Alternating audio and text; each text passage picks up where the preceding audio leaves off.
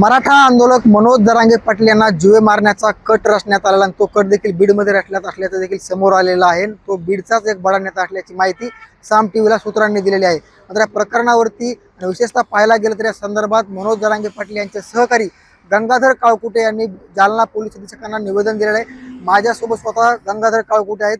नाना, काय सांगाल? मनोज जरांगे पाटील यांना जीवे मारण्याचा कट रचलेल्या संदर्भात तुमची काय भूमिका असणार, काय सांगणार?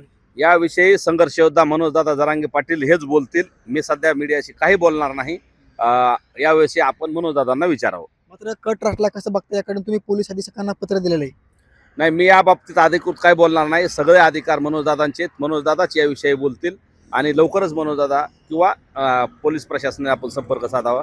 प्लीज, मी याविषयी कुठलीही प्रतिक्रिया देणार नाही। मात्र तुम्हाला देखील जीवे मारण्याचा कट रचल्याचं समोर आलेला आहे अशी माहिती समोर येते। या संदर्भात तुम्ही पोलीस अधीक्षकांची भेट घेणार आहेत का?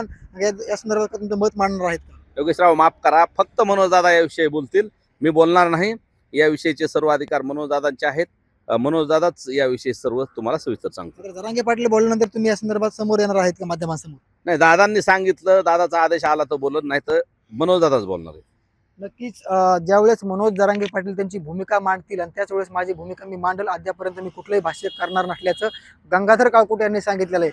मात्र विशेषतः पाहायला गेलं तर मोठी माहिती म्हणावी लागेल की मनोज जरांगे पाटील यांना जीवे मारण्याचा कट रचलाय आणि या संदर्भाची तक्रार त्यांचे सहकारी गंगाधर काळकुटे यांनी दिलेली आहे।